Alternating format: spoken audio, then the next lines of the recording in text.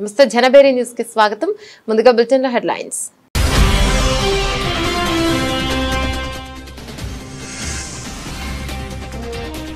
Ukraine కు మద్దతుగా నిలిచే దేశాలను లక్ష్యంగా చేసుకుంటామన్న పుతిన్. ఆ దేశాలను లక్ష్యంగా చేసుకునే హక్కు ఉందని స్పష్టీకరణ.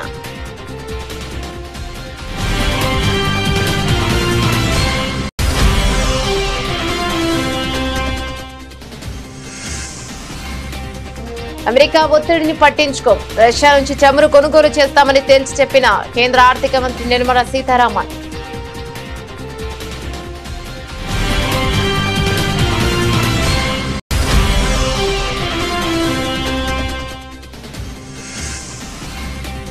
చైనాతో సరిహద్దు, పాక్తో ప్రాక్సీ యుద్ధం సహా భారత్ కు 6 ప్రధాన సవాళ్లు. సిడిఎస్ చౌహాన్ వ్యాఖ్యలు.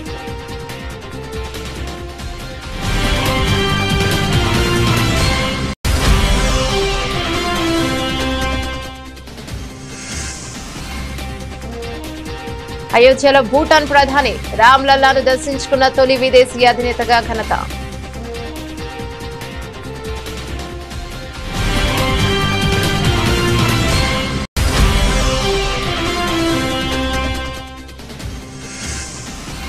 గత కేసీఆర్ ప్రభుత్వంపై సీఎం రేవంత్ రెడ్డి ఘాటు వ్యాఖ్యలు. రెవెన్యూ ఉద్యోగులను దొంగలుగా చిత్రీకరించిందంటూ ఆరోపణ.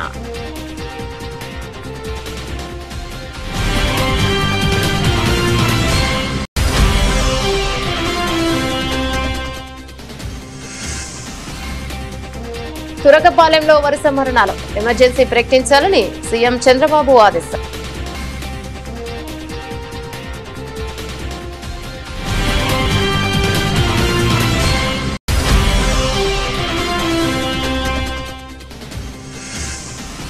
కవిత వ్యాఖ్యలపై స్పందించిన మాజీ మంత్రి హరీష్ రావు. ఉద్యమం నుంచి 25 ఏళ్లుగా తన ప్రస్థానం తెరిచిన పుస్తకమని వ్యాఖ్య.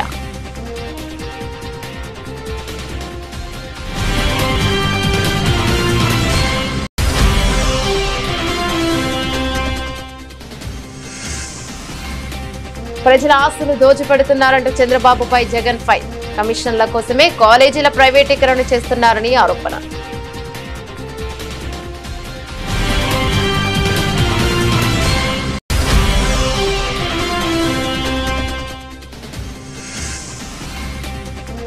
మహాగణపతికి భక్తుల ఘన వీడ్కోలు. మొదలైన ఖైరతాబాద్ గణేశుడి శోభయాత్ర.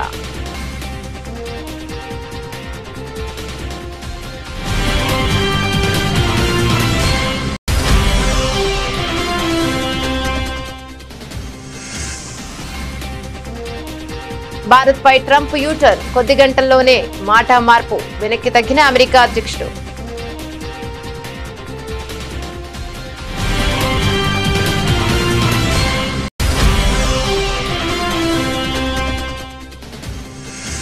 మెడికల్ కాలేజీలు ఆరోగ్యశ్రీ ప్రైవేట్ పరం చేసే నిర్ణయాలను వెనక్కి తీసుకోవాలి. ప్రభుత్వాన్ని డిమాండ్ చేసిన మాజీ మంత్రి శాఖ శైలజనాథ్.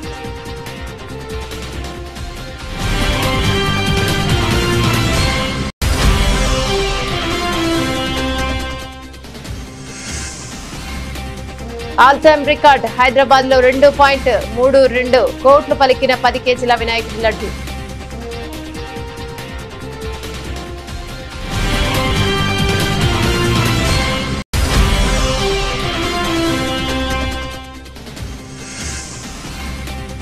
ఆసియా కప్ వేట షురు. దుబాయ్ లో ప్రాక్టీస్ ప్రారంభించిన భారత జట్టు. డిఫెండింగ్ ఛాంపియన్ గా బరిలోకి దిగుతున్న టీమిండియా.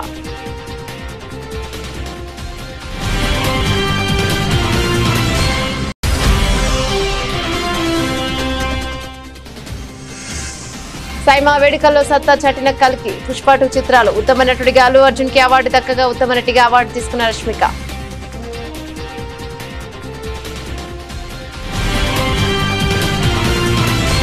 డీటెయిల్స్ చూస్తే, ఉక్రెయిన్తో యుద్ధం కొనసాగుతున్న ప్రస్తుత పరిస్థితుల్లో తమకు వ్యతిరేకంగా వ్యవహరించే దేశాలను చట్టబద్దమైన లక్ష్యాలను పరిగణించే అధికారం తమకు ఉంటుందని రష్యా అధ్యక్షుడు వ్లాదిమిర్ పుతిన్ స్పష్టం చేశారు. ఉక్రెయిన్ కు మద్దతుగా ఆ దేశంలో తమ సైనిక దళాలను మోహరించే ఏ దేశాలనైనా తమ సైన్యం లక్ష్యంగా చేసుకుంటోందని ఆయన హెచ్చరించారు. ఉక్రెయిన్ కు అనుకూలంగా బలగాలను మోహరించడం దీర్ఘకాలిక శాంతికి ఏమాత్రం దోహదం చేయదని పుతిన్ అభిప్రాయపడ్డారు. పశ్చిమ దేశాలతో ఉక్రెయిన్ కొనసాగిస్తున్న సన్నిహిత సైనిక సంబంధాలే ప్రస్తుత సంఘర్షణకు ప్రధాన కారణమని ఆయన పేర్కొన్నారు. ఇరు దేశాల మధ్య శాంతి చర్చలు సఫలమై యుద్ధం ముగిస్తే ఉక్రెయిన్కు మద్దతుగా ఇతర దేశాల సైనిక దళాలను మోహరించాల్సిన అవసరం ఏమిటని ఆయన ప్రశ్నించారు. నిజంగానే దీర్ఘకాలిక శాంతిని కాంక్షిస్తే సైనిక బలగాలను మోహరింపు అవసరం లేదని పుతిన్ తేల్చి చెప్పారు. రష్యా నుంచి చమురు కొనుగోలు విషయంలో అమెరికా నుంచి వస్తున్న ఒత్తిళ్లకు భారత్ తలొగ్గే ప్రసక్తే లేదని కేంద్ర ఆర్థిక మంత్రి నిర్మలా సీతారామన్ స్పష్టం చేశారు. కేవలం దేశ ప్రయోజనాలను అవసరాలను దృష్టిలో ఉంచుకునే తమ నిర్ణయాలు ఉంటాయని ఆమె తేల్చి చెప్పారు. రష్యా నుంచి చమురు కొనుగోలును కొనసాగిస్తామని కుండబద్దలు కొట్టారు. ఈ విషయం రష్యా చమురు అయినా మరేదైనా సరే మాకు ఏది అనుకూలంగా ఉంటే ఆ నిర్ణయమే తీసుకుంటాం. ముఖ్యంగా ధర, రవాణా వంటి అంశాలను పరిగణలోకి తీసుకుంటాం. విదేశీ మారక ద్రవ్యం భారీగా ముడిపడి చమురును ఎక్కడి నుంచి కొనాలనేది పూర్తిగా మా అవసరాలపై ఆధారపడి ఉంటుంది. కాబట్టి మేం నిస్సందేహంగా రష్యా నుంచి చమురు కొనుగోలు చేస్తామని ఆమె వివరించారు. దేశ దిగుమతులలో బిల్లులో అత్యధిక వాటా ముడి చమురుదేనని ఆమె మరోసారి గుర్తు చేశారు. రష్యా నుంచి చమురు కొనుగోలు చేయడం ద్వారా ఉక్రెయిన్ యుద్ధానికి భారత్ పరోక్ష ఆర్థిక సాయం అందిస్తోందని అమెరికా అధ్యక్షుడు డొనాల్డ్ ట్రంప్ తీవ్ర ఆరోపణలు చేసిన విషయం తెలిసిందే. ఈ నేపథ్యంలోనే ఆగస్టు 27 నుంచి భారత్ పై మొత్తం 50% దిగుమతి సుంకాన్ని ఆయన విధించారు. ఈ పరిణామాల నేపథ్యంలో నిర్మలా సీతారామన్ చేసిన వ్యాఖ్యలు ప్రాధాన్యం సంతరించుకున్నాయి. భారతదేశ జాతీయ భద్రతకు సంబంధించిన 6 కీలక సవాళ్లు ఉన్నాయని వీటిని ఎదుర్కొనేందుకు దేశం నిరంతరం సిద్ధంగా ఉండాలని chief defence staff CDS general Anil Chauhan స్పష్టం చేశారు. భవిష్యత్తులో యుద్ధాలు కేవలం భూమి, ఆకాశం, సముద్రానికే పరిమితం కాదని బహుముఖ రంగాల్లో పోరాటానికి సన్నద్ధం కావాలని ఆయన పిలుపునిచ్చారు. గోరఖ్పూర్ లో జరిగిన ఒక కార్యక్రమంలో ఆయన మాట్లాడుతూ దేశం ఎదుర్కొంటున్న సవాళ్లలో చైనాతో పరిష్కారం కాని సరిహద్దు వివాదమే అతి పెద్దదని సిడిఎస్ చౌహాన్ నొక్కి చెప్పారు. 1000 గాయాలతో భారత్ ను తీయాలి అనే పాకిస్తాన్ ప్రాక్సీ యుద్ధ వ్యూహం రెండో ప్రధాన సవాలు అని ఆయన పేర్కొన్నారు. ఈ సమస్యలు తాత్కాలికమైనవి కావని నిరంతరంగా కొనసాగుతున్నాయని, అందుకే వ్యూహాత్మక సంసిద్ధత అత్యంత అవసరమని ఆయన తెలిపారు. సిడిఎస్ వివరించిన ఇతర సవాళ్లలో పొరుగు దేశాల్లో నెలకొన్న రాజకీయ, సామాజిక, ఆర్థిక అస్థిరత మూడోదిగా ఉంది. దీనివల్ల బయట శక్తులు జోక్యం చేసుకునేందుకు ఆస్కారం ఏర్పడుతోందని ఆయన అన్నారు. యుద్ధ స్వరూపం పూర్తిగా మారిపోవడం 4వ సవాలని. ప్రస్తుత స్పేస్, సైబర్ స్పేస్ వంటి రంగాలకు కూడా పోరాటాలు విస్తరించాయని వివరించారు. పాకిస్తాన్, చైనాల అణ్వాయుధ సామర్థ్యాలు 5వ సవాలు కాగా సైనిక టెక్నాలజీలో వస్తున్న వేగవంతమైన మార్పులు 6వ సవాలని ఆయన పేర్కొన్నారు. राष्ट्रीय सुरक्षा कोई साधारण विषय नहीं है। इसका उल्लेख जो है प्रोफेसर हर्ष जी ने पहले ही बताया। ये एक ही अत्यंत व्यापक, अतिबृहत और महत्वपूर्ण विषय है। हर वर्ग, हर क्षेत्र के लोग इसे अपने ही दृष्टिकोण और अपने ही नज़रिए से देखते हैं। इसका एक बहुत अच्छा एग्जाम्पल हर्ष जी ने दिया था, एक हाथी का, जिसके सामने जो है 7 लोगों को जिनकी आंखों पे पट्टियाँ थी, उनसे पूछा गया कि उसके बारे में वो क्या समझते हैं, और सबका अलग अलग दृष्टिकोण था, लेकिन विषय एक ही था। अगर किसी राजनीति या राजदूत को पूछेंगे कि राष्ट्रीय सुरक्षा क्या है, तो वह उसे गठबंधन के तौर पे देखेगा या द्विपक्षीय या बहुपक्षीय रिश्तों के बारे में बात करेगा, जिससे कि राष्ट्रीय सुरक्षा हासिल की जा सके। एक अगर इकोनॉमिस्ट हो या अर्थशास्त्री हो, तो वह आर्थिक संप्रभुता की दृष्टि से राष्ट्रीय सुरक्षा को देखेगा। मैं एक सैनिक हूँ। मैंने 44 साल अपनी सर्विस जो है यूनिफॉर्म में बिताई है, और मेरा जो दृष्टिकोण है वो थोड़ा सा भिन्न होगा, अलग होगा। तो आज के जो अभिभाषण में आप लोग को अगर कोई मिलिट्री तरफ का झुकाव नज़र आए, वो स्वाभाविक है। भारतवर्ष के सबसे वास्तविक रणनीतिक विचारक, ओरिजिनल स्ट्रैटेजिक थिंकर चाणक्य से मुझे यकीन है आप सब लोग परिचित होंगे। उन्होंने अपने ग्रंथ अर्थशास्त्र में राष्ट्र के लिए 4 प्रमुख प्रकार के खतरों का वर्णन किया था। सबसे पहला था आंतरिक खतरे, इंटरनल थ्रेट्स। ये खतरे राष्ट्र के भीतर उत्पन्न होते हैं, जैसे अंदरूनी विद्रोह, क्रांति, आंतरिक अशांति और अलगाववाद। భూటాన్ ప్రధానమంత్రి దాసో షెరింగ్ టొబ్గే అయోధ్య శ్రీరాముడి ఆలయాన్ని దర్శించుకున్నారు. ఈ పవిత్ర క్షేత్రాన్ని సందర్శించిన తొలి విదేశీ దేశాధినేతగా ఆయన నిలిచారు. ప్రస్తుతం 4 రోజుల భారత పర్యటనలో ఉన్న టొబ్గే తన భార్య తాపి డోమాతో కలిసి అయోధ్యకు వచ్చేశారు. ఇక ఈ పర్యటన ఒక చారిత్రక మైలురాయి అని భారత విదేశాంగ శాఖ అభివర్ణించింది. దాదాపుగా 1:40 పాటు టొప్కే దంపతుల ఆలయ ప్రాంగణంలో గడిపారు. గర్భగుడిలో రామ్ లల్లాకు ప్రత్యేక పూజలు నిర్వహించారు. అనంతరం రామ్ దర్బార్ ఆలయాలతో పాటు కుబేరతిల, జటాయు, సప్త మండపాలను కూడా సందర్శించారు. ఆలయ నిర్మాణ పనులను ఆసక్తిగా గమనించారు. శ్రీరామ్ జన్మభూమి తీర్థ క్షేత్ర ట్రస్ట్ ప్రధాన కార్యదర్శి చంపత్ రాయ్ వారికి స్వాగతం పలికి ఆలయ విశేషాలను వివరించారు.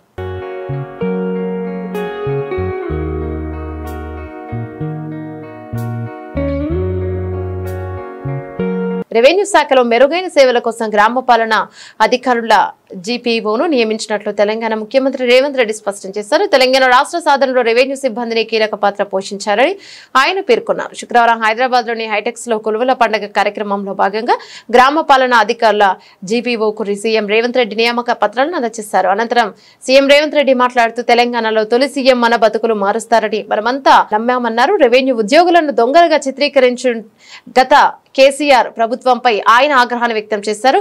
ప్రజలను దోచుకున్నది రెవెన్యూ ఉద్యోగులే అన్నట్లుగా చిత్రీకరించిందని ఆయన విమర్శించారు. భూమికి తెలంగాణ ప్రజలకు విడదీయరాని అనుబంధం ఉందని ఇక సందర్భంగా ఆయన అభిప్రాయపడ్డారు. చరిత్రలో భూమి చుట్టూ జరిగిన ఉద్యమాలు ఎన్నో ఉన్నాయని పేర్కొన్నారు.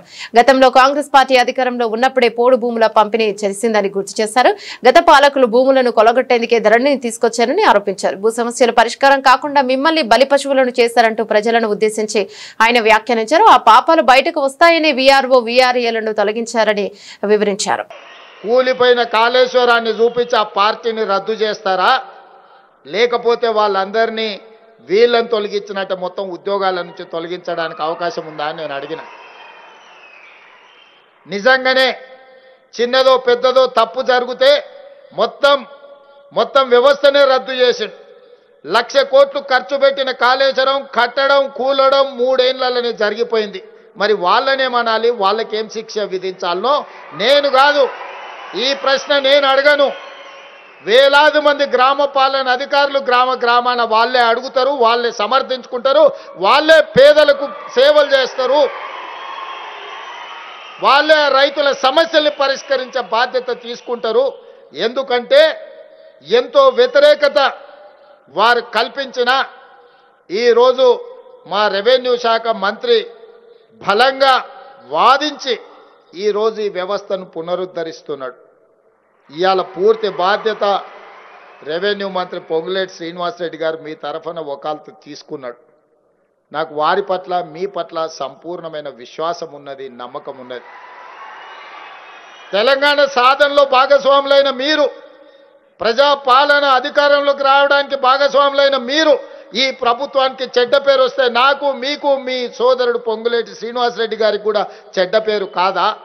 ఇవాళ అందుకే ఏ చెడ్డ పేరు రాకుండా ఖచ్చితంగా మంచి పరిపాలన అందించి భూభారతి చట్టాన్ని అమలు చేయడమే కాదు, సాదా బైనామాలను కూడా ఎక్కడ వివాదాలకు తావు లేకుండా ఖచ్చితంగా మా గ్రామ పాలన అధికారులు అమలు చేస్తారని మంత్రివర్గానికి నేను హామీ ఇచ్చిన. గుంటూరు జిల్లా తురకపాలెం గ్రామంలో గత 2 నెలలుగా చోటు చేసుకుంటున్న వరుస మరణాలు తీవ్ర కలకలం రేపుతున్న నేపథ్యంలో ముఖ్యమంత్రి చంద్రబాబు పరిస్థితిని సమీక్షించేందుకు రంగంలోకి దిగారు. గ్రామంలో నెలకొన్న పరిస్థితులను హెల్త్ ఎమర్జెన్సీగా పరిగణించాలని, తక్షణం చర్యలు చేపట్టాలని వైద్యారోగ్య శాఖ అధికారులను ఆయన ఆదేశించారు. తన క్యాంపు కార్యాలయంలో ఉన్నతాధికారులతో అత్యవసర సమావేశం నిర్వహించిన సీఎం ఈ సమస్య మూలాలను గుర్తించి ప్రజల్లో భరోసా నింపాలని స్పష్టం చేశారు.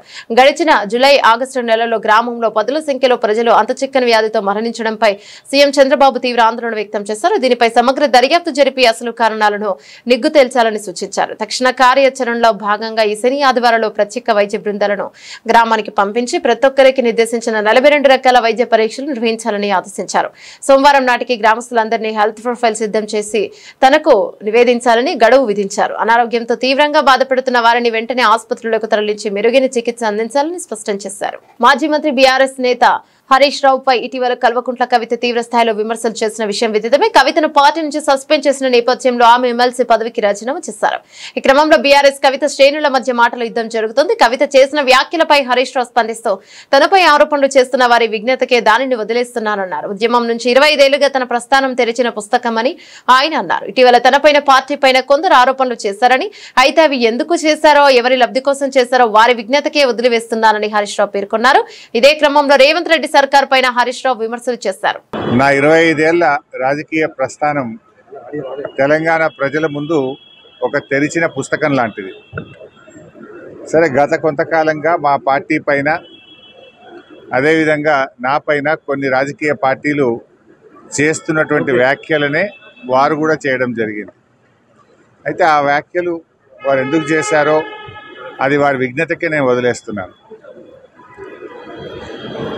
కేసీఆర్ గారి నాయకత్వంలో గత 2.5 దశాబ్దాల కాలంగా ఒక క్రమశిక్షణ కలిగిన కార్యకర్తగా రాష్ట్ర సాధనలో, రాష్ట్ర అభివృద్ధిలో నేను చూపిన నిబద్ధత, నా పాత్ర అందరికీ తెలిసినటువంటిదే. ఈరోజు రాష్ట్రంలో ఎరువులు దొరకక ఒకవైపు రైతులు గోసపడతా ఉన్నారు, మరొక వైపు వరద ప్రాంతాల ప్రజలు అనేక ఇబ్బందుల్లో ఉన్నారు. కేసీఆర్ గారు దశాబ్ద కాలం ఎంతో కష్టపడి నిర్మించిన వ్యవస్థలను, ఒక్కొక్క వ్యవస్థను ఉద్దేశపూర్వకంగా ఈనాడు రేవంత్ రెడ్డి గారి ప్రభుత్వం కూల్చేటువంటి ప్రయత్నం చేస్తూ ఉంది. సో ఇటువంటి పరిస్థితుల్లో కష్టాల్లో ఉన్న ప్రజల్ని ఆదుకునే విషయంలో, తెలంగాణ ద్రోహుల చేతుల్లో నుంచి ఈ రాష్ట్రాన్ని కాపాడుకునే విషయంలో మా దృష్టి అంతా ఉంటుంది. సో మేము ఈ రాష్ట్ర సాధనలో పోరాటం చేసిన వాళ్ళం, ఈ రాష్ట్రాన్ని కాపాడుకోవడంలో బాధ్యత కలిగిన వాళ్ళం. సో మా సమయాన్ని అంతా కూడా దాని మీదనే మేము వెచ్చిస్తాం. తప్పకుండా కేసీఆర్ గారి నాయకత్వంలో తిరిగి బీఆర్ఎస్ పార్టీని అధికారంలో తెచ్చుకొని ఈ ప్రజలు పడుతున్న కష్టాలను తొలగించడానికి అందరం కలిసికట్టుగా ముందుకు సాగుతాం. చంద్రబాబు, మీరు అనుకున్నంత పని చేశారు అంటూ వైసీపీ అధినేత జగన్ తీవ్ర స్థాయిలో ధ్వజమెత్తారు. టీడీపీ ప్రభుత్వం ప్రజా సంపదను కొలగొడుతోందని, కమిషన్ల కోసం ప్రభుత్వ ఆస్తులను తమ వారికి కట్టబెడుతోందని మండిపడ్డారు. ఎన్నికల ముందు సంపద సృష్టిస్తానని చెప్పి అధికారంలోకి వచ్చాక ప్రజల ఆస్తులను పప్పు బెల్లాల్లా పంచుతున్నారని విమర్శించారు. తమ ప్రభుత్వం నిర్మించిన ప్రభుత్వ మెడికల్ కాలేజీలను ప్రైవేటు పరం చేయాలని కేబినెట్ లో తీసుకున్న నిర్ణయం అవినీతికి పరాకాష్ఠ జగన్ అభివర్ణించారు. వైసీపీ ప్రభుత్వ హయాంలో ప్రారంభించిన మెడికల్ కాలేజీలను ప్రైవేట్ పరం చేయడం వెనక భారీ కుట్ర ఉందని జగన్ ఆరోపించారు. ప్రభుత్వ ఆస్తులను దోచుకోవడానికి మీరు మంత్రివర్గ సమావేశాలు పెడుతున్నట్టుంది. కమిషన్ల కోసం ప్రభుత్వ మెడికల్ కాలేజీలను ప్రైవేట్ పరం చేయడం ద్వారా మీరు చరిత్రహీనులుగా మిగిలిపోతారు అని చంద్రబాబును ఉద్దేశించి తీవ్ర వ్యాఖ్యలు చేశారు. ఈ నిర్ణయం రాష్ట్రానికి శాశ్వతంగా అన్యాయం చేస్తోందని ఆయన ఆవేదన వ్యక్తం చేశారు. రాష్ట్రంలో వైద్య విద్య అభివృద్ధిపై చంద్రబాబుకు చిత్తశుద్ధి లేదని జగన్ విమర్శించారు. 1923 నుంచి 2019 వరకు రాష్ట్రంలో కేవలం 11 ప్రభుత్వ మెడికల్ కాలేజీలు ఉంటే పద్మావతి కాలేజీతో కలిపి 12 ఉన్నాయి. 3 సార్లు ముఖ్యమంత్రిగా ఉన్న మీరు ఒకటంటే ఒక్క ప్రభుత్వ మెడికల్ కాలేజీ అయినా కట్టారా? మేము 5 ఏళ్లలో 17 కొత్త కాలేజీలు ప్రారంభిస్తే వాటిని 5 ఇప్పటికే పనిచేస్తున్నాయి. మీరు బాధ్యతగా పూర్తి చేసి ఉంటే ఈ ఏడాదికి మిగిలిన కాలేజీలు కూడా తరగతులు మొదలయ్యేవి కదా అని ప్రశ్నించారు. వైసీపీ ప్రభుత్వం వచ్చాక రాష్ట్రంలో ఎంబీబీఎస్ సీట్లు 2360 నుంచి 4910కి పెరిగాయని, తమ హయాంలోనే సుమారు 800 కొత్త సీట్లు అందుబాటులోకి వచ్చాయని జగన్ గుర్తు చేశారు. తమ పిల్లలను డాక్టర్లు చేయాలని తల్లిదండ్రులు ఆస్తులు అమ్ముకుని ఉక్రెయిన్, రష్యా వంటి దేశాలకు పంపిస్తున్నారు. అలాంటిది మన రాష్ట్రంలోనే అందుబాటులోకి వస్తున్న వైద్య విద్యను నాశనం చేయడం ఎంతవరకు సమంజసమని ఆయన ప్రభుత్వాన్ని నిలదీశారు. భూముల కోసమే కుట్రపూరిత ప్లాన్ ప్రభుత్వ మెడికల్ కాలేజీలు రావడం వల్ల ఆ ప్రాంతంలో భూముల విలువ అమాంతం పెరిగిందని, ఆ భూములు భవనాలను కట్టేయడానికి ప్రైవేటీకరణ ప్లాన్ చేశారని జగన్ ఆరోపించారు. పులివెందుల కాలేజీకి ఎన్ఎంసీ సీట్లు ఇస్తే వద్దంటూ లేఖ రాసినప్పుడే మీ కుట్ర బయటపడింది. పేదలకు సూపర్ స్పెషాలిటీ సేవలు అందకుండా అడ్డుకుంటున్నారు అని విమర్శించారు. ప్రతి జిల్లాలో ప్రభుత్వ, ప్రైవేటు వైద్య రంగాలు సమతుల్యంగా ఉండాలన్న కనీస అవగాహన లేకుండా నిర్ణయాలు తీసుకుంటున్నారని మండిపడ్డారు. నగరంలోని అత్యంత ప్రతిష్టాత్మకంగా కొలువుదీనున్న ఖైరతాబాద్ శ్రీ విశ్వశాంతి మహాశక్తి గణపతి గంగమ్మ ఒడికి చేరేందుకు బయలుదేరారు. 10 రోజుల పాటు భక్తుల పూజలు అందుకున్న మహాగణపతి శోభాయాత్ర శనివారం ఉదయం వైభవంగా ప్రారంభమైంది. వాస్తవానికి ఉదయం 6 గంటలకు యాత్ర మొదలు కావాల్సి ఉన్న కొద్దిపాటి ఆలస్యంగా గణనాథుని వాహనం పైకి చేర్చి ఊరేగింపు ప్రారంభించారు. 69 అడుగుల ఎత్తు, 50 టన్నుల బరువున్న ఈ భారీ విగ్రహాన్ని హుస్సేన్ సాగర్ కు తరలించేందుకు ఎస్టీసీ ట్రాన్స్పోర్ట్ కు చెందిన 26 టైర్ల ప్రత్యేక వాహనాన్ని వినియోగిస్తున్నారు. దాదాపు 100 టన్నుల బరువును మోయగల సామర్థ్యం ఉన్న ఈ భారీ ర్యాలీపై మహాగణపతిని నిమజ్జన ప్రాంతానికి తీసుకెళ్తున్నారు. మహాగణపతి ఇరువైపులా ఉన్న పూరి జగన్నాథ్ స్వామి, లలిత త్రిపుర సుందరి, లక్ష్మీ సమేత హయగ్రీవ స్వామి, గజ్జలమ్మ దేవత విగ్రహాలను మరో వాహనంపై ఊరేగిస్తున్నారు. మధ్యాహ్నం 2 గంటల సమయంలో ట్యాంక్ బండ్లోని ఎన్టీఆర్ మార్ట్ లో ఉన్న 4 నంబర్ క్రేన్ వద్ద నిమజ్జనాన్ని పూర్తి చేసేలా అధికారులు ప్రణాళిక సిద్ధం చేశారు. ఇందుకోసం జీహెచ్ఎంసీ హుస్సేన్ సాగర్ పరిసరాల్లో మొత్తం 20 క్రేన్లను అందుబాటులోకి ఉంచింది. వాటిలో ఒక భారీ బరువును మోయగల బాహుబలి క్రేన్ కావడం విశేషం. ఖైరతాబాద్ నుంచి మొదలైన ఈ శోభాయాత్ర రాజ్దూత్ చౌరస్తా, టెలిఫోన్ భవన్, ఇక్బాల్ మినార్, తెలుగు తల్లి ఫ్లైఓవర్ మీదుగా సచివాలయం ముందు నుంచి ఎన్టీఆర్ మార్క్ చేరుకుంటుంది. అక్కడ ఏర్పాటు చేసిన ప్రత్యేక క్రేన్ సహాయంతో గణనాథుడి నిమజ్జన కార్యక్రమాన్ని పూర్తి చేస్తారు. భారత్ పై అమెరికా అధ్యక్షుడు డొనాల్డ్ ట్రంప్ తన వైఖరిని గంటల వ్యవధిలోనే మార్చుకున్నారు. ముందుగా భారత్ ను అమెరికా కోల్పోయిందంటూ సంచలన వ్యాఖ్యలు చేసి ఆ తర్వాత మాట మార్చారు. తన social media platform truth social China అధ్యక్షుడు షీ జిన్పింగ్, రష్యా అధ్యక్షుడు వ్లాదిమిర్ పుతిన్ తో భారత ప్రధాని నరేంద్ర మోదీ ఉన్న చిత్రాన్ని పోస్ట్ చేసిన ట్రంప్ భారత్ రష్యాలను మనం చైనాకు కోల్పోయినట్లు కనిపిస్తోంది అని వ్యాఖ్యానించారు. వ్యాఖ్యలు తీవ్ర చర్చనీయాంశం కాగా కొద్ది గంటల తర్వాత వైట్ హౌస్ లో జరిగిన మీడియా సమావేశంలో ఆయన భిన్నంగా స్పందించారు. భారత్ ను చైనా కోల్పోవడం విషయంలో ఎవరినైనా నిందిస్తున్నారా అని ఓ విలేకరి అడగా, అలా జరిగిందని నేను అనుకోవడం లేదు అంటూ ట్రంప్ యూటర్న్ తీసుకున్నారు. ప్రధాని మోదీతో తనకు చాలా మంచి సంబంధాలున్నాయని చెబుతూనే రష్యా నుంచి భారత్ భారీగా చమురు కొనుగోలు చేయడం తనను తీవ్ర నిరాశకు గురిచేసిందన్నారు. I don't think we have. I've been very disappointed that India would be buying so much oil, as you know, from Russia, and I let them know that. We put a very big tariff on India, 50% tariff, very high tariff. I get along very well with Modi, as you know. He's great. He was here a couple of months ago. In fact, we went to the Rose Garden and it was the grass. వేల కోట్ల రూపాయల విలువైన ప్రభుత్వ medical college ఆస్తులపై కన్నేసిన చంద్రబాబు వాటిని దోచుకోవడానికి PPP విధానం తీసుకొచ్చారని, ప్రజారోగ్యాన్ని పనంగా పెట్టి మరి ట్రస్ట్ మోడల్లో ఉన్న ఆరోగ్యశ్రీని హైబ్రిడ్ మోడల్లోకి మారుస్తున్నారని మాజీ మంత్రి షాకే శైలజనాథ్ ఆగ్రహం వ్యక్తం చేశారు. అనంతరం వైఎస్ఆర్సీపీ కార్యాలయంలో ఆయన మీడియాతో మాట్లాడుతూ ప్రభుత్వ మెడికల్ కాలేజీలను ప్రైవేట్ పరం చేయాలన్న ప్రభుత్వ నిర్ణయాన్ని తక్షణం వెనక్కి తీసుకోవాలని డిమాండ్ చేశారు. ప్రజలకు ఉచితంగా మెరుగైన వైద్యాన్ని అందించాల్సిన బాధ్యత నుంచి అక్రమంగా తప్పుకునేందుకే సీఎం చంద్రబాబు ఇటువంటి తప్పుడు నిర్ణయాలు తీసుకుంటున్నారని ధ్వజమెత్తారు. అత్యంత దుర్మార్గమైన నిర్ణయాలు చేశాడు. ఒకటి, ప్రైవేట్ మెడికల్ కాలేజీని ఆంధ్రప్రదేశ్ రాష్ట్రంలో పెడతాము పీపీపీ మోడ్ కింద అని 10 కాలేజీలు పెడతా ఉన్నామని చెప్పుకున్నాడు చంద్రబాబు నాయుడు గారు.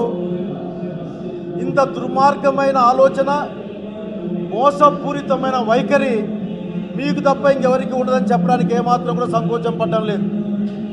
జిల్లాకొక్క ప్రభుత్వ ఆధ్వర్యంలోనే మెడికల్ కాలేజీ ఉండాలి అని జగన్మోహన్ రెడ్డి గారి యొక్క గొప్ప నిర్ణయం మేరకు ప్రతి జిల్లాలో కూడా ఒక ప్రభుత్వ మెడికల్ కళాశాల స్థాపించే ప్రయత్నం చేశాం. ఒక ప్రభుత్వ మెడికల్ కళాశాల స్థాపించడం అంటే వివిధ స్థాయిల్లో ఉన్న ప్రజా ఆరోగ్య రంగాన్ని బలోపేతం చేయడం. మీరు అధికారంలోకి వచ్చినప్పటి నుంచే మీ యొక్క దుష్ట బుద్ధిని బయట పెడతా వచ్చారు. చివరికి పులివెందుల మెడికల్ కళాశాలలో 50 సీట్లు వచ్చినప్పటికి కూడా నిజంగా అంత నిస్సిగ్గుగా ఏ విధంగా రాయగలిగారో మీకే అర్థం కావాలి. మాకు సీట్లు వద్దు, ఇంకా పూర్తి కాలేదు అవసరాలు కాబట్టి మాకు సీట్లు వద్దని రాసిన ఏకైక ప్రభుత్వం ఇది దేశంలో. ఈ దేశంలోని వివిధ రాష్ట్రాల ప్రజలు, వివిధ రాష్ట్రాల ప్రభుత్వాలు తమ ప్రాంతాల్లో ప్రభుత్వ మెడికల్ కళాశాల కోసం కష్టపడుతూ ఉంటాయి. ఆల్రెడీ అనుమతులు వచ్చిన వాటిని కూడా కాదని చెప్పే మీ యొక్క దుర్మార్గాన్ని మేము బయట చెప్పాలనుకుంటా ఉన్నాం. మేము స్పష్టంగా అడుగుతున్నాం ప్రజల పక్షాన. ప్రజలు మాట్లాడుతూ ఉన్నారు ఈ రోజున. మీరు ప్రభుత్వ ఆస్తుల్ని అప్పనంగా, అంటే ప్రభుత్వ సంపదని అప్పనంగా మీకు కావలసిన వాళ్లకు లేక మీకు లబ్ధి చేకూర్చే వాళ్లకు అంటకు పెడతా ఉన్నారు, అప్పనంగా అప్పగిస్తున్నారని అందరం భావిస్తూ ఉన్నాం. కాదని మీరు చెప్పగలరా అని అడుగుతా ఉన్నాం. తెలుగు రాష్ట్రాల్లో గణేష్ నిమజ్జనం వేడుకలు ఉత్సాహంగా సాగుతుండగా లడ్డూల వేలంపాటలో కొత్త రికార్డులు నమోదవుతున్నాయి. బండ్లగూడ జాగీర్ మున్సిపల్ కార్పొరేషన్ పరిధిలో కీర్తి రిచ్మండ్ విలాస్ లో నిర్వహించిన వేలంపాటలో గణపతి లడ్డు ఏకంగా 2.32 కోట్లకు అమ్ముడుపోయింది. శుక్రవారం జరిగిన ఈ వేలంపాటలో గత ఏడాది రికార్డును తిరగరాస్తూ ఈ భారీ ధర పలికింది. కీర్తి రిచ్మండ్ విలాస్ కమ్యూనిటీలో వినాయక నవరాత్రులను ప్రతి ఏటా ఘనంగా నిర్వహిస్తారు. వేడుకల్లో భాగంగా నిమజ్జనానికి ముందు లడ్డు వేలం వేయడం ఇక్కడ ఆనవాయితీగా వస్తోంది. ఏడాది జరిగిన వేలంలో లడ్డును 2,31,95,000 వెచ్చించి దక్కించుకున్నారు. ఈ భారీ మొత్తం నగరంలోని ఒక కమ్యూనిటీలో పలికిన అత్యధిక ధరగా నిలిచింది.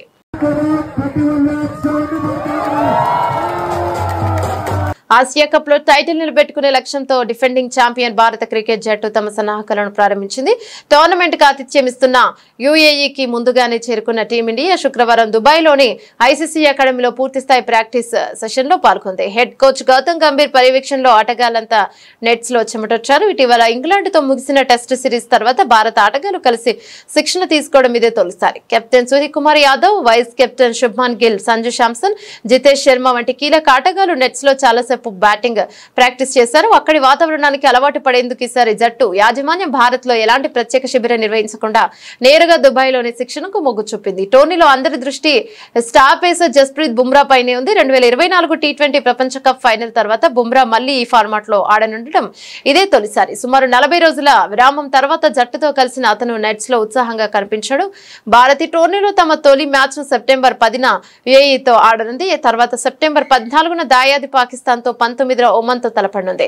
భారత్ ఇప్పటికే రికార్డు స్థాయిలో 8 సార్లు ఆసియా కప్ గెలుచుకోవడం విశేషం. ఈ టోర్నమెంట్ లో గ్రూప్ ఏ లో భారత్ తో పాకిస్తాన్, యుఏఈ, ఒమన్ జట్లు ఉండగా గ్రూప్ బి లో శ్రీలంక, బంగ్లాదేశ్, ఆఫ్ఘనిస్తాన్, హాంకాంగ్ ఉన్నాయి.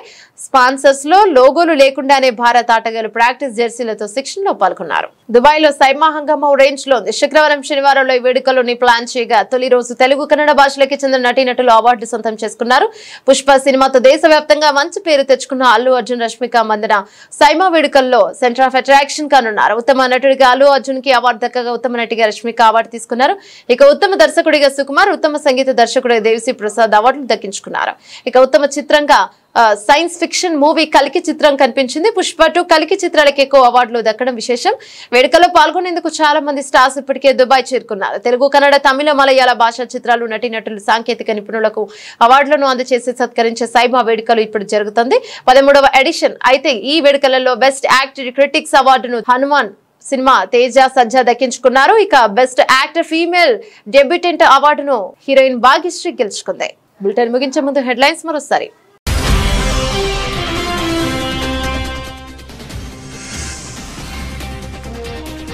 ఉక్రెయిన్ కు మద్దతుగా నిలిచే దేశాలను లక్ష్యంగా చేసుకుంటామన్న పుతిన్. ఆ దేశాలను లక్ష్యంగా చేసుకునే హక్కు ఉందని స్పష్టీకరణ.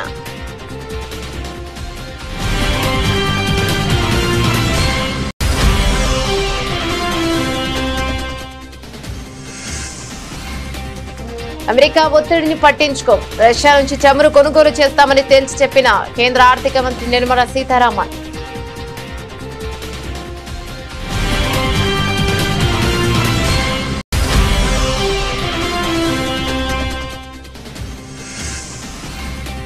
చైనాతో సరిహద్దు, పాక్ తో ప్రాక్సీ యుద్ధం సహా భారత్ కు 6 ప్రధాన సవాళ్లు. సిడిఎస్ చౌహాన్ వ్యాఖ్యలు.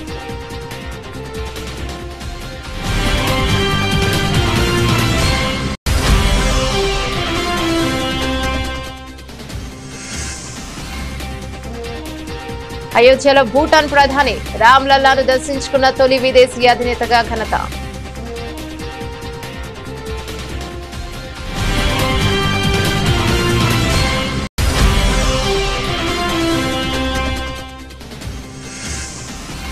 గత కేసీఆర్ ప్రభుత్వంపై సీఎం రేవంత్ రెడ్డి ఘాటు వ్యాఖ్యలు. రెవెన్యూ ఉద్యోగులను దొంగలుగా చిత్రీకరించిందంటూ ఆరోపణ.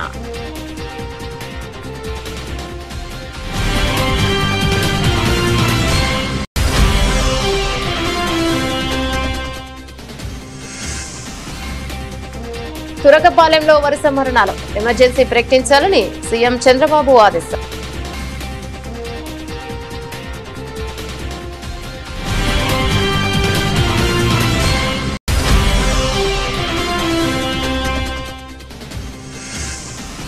కవిత వ్యాఖ్యలపై స్పందించిన మాజీ మంత్రి హరీష్ రావు. ఉద్యమం నుంచి 25 ఏళ్లుగా తన ప్రస్థానం తెరిచిన పుస్తకమని వ్యాఖ్య.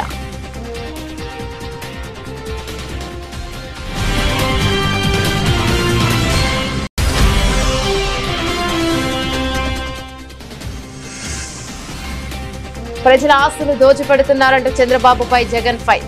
కమిషన్ల కోసమే కాలేజీల ప్రైవేటీకరణ చేస్తున్నారని ఆరోపణ.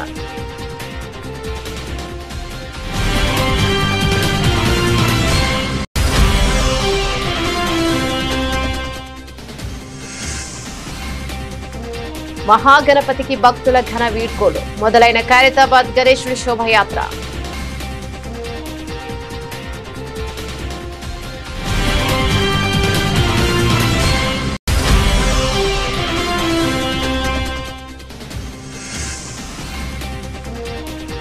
భారత్ పై ట్రంప్ యూటర్న్. కొద్ది గంటల్లోనే మాట మార్పు. వెనక్కి తగ్గిన అమెరికా అధ్యక్షుడు.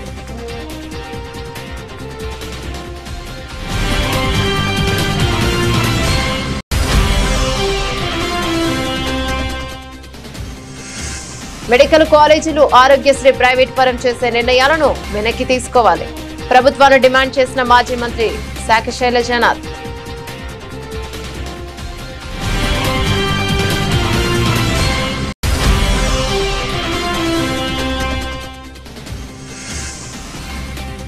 All time record. హైదరాబాద్ లో 2.32 కోట్లు పలికిన 10 కేజీల వినాయకుడి లడ్డు.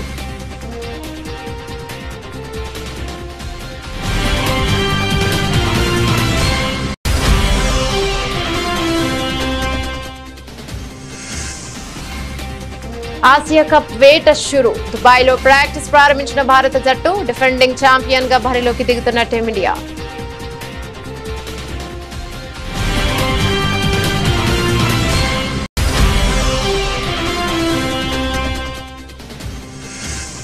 సైమా వేడుకల్లో సత్తా చాటిన కల్కి. పుష్ప 2 చిత్రాలు. ఉత్తమ నటుడిగా అల్లు అర్జున్ కి అవార్డు దక్కగా ఉత్తమ నటిగా అవార్డు తీసుకున్న రష్మిక.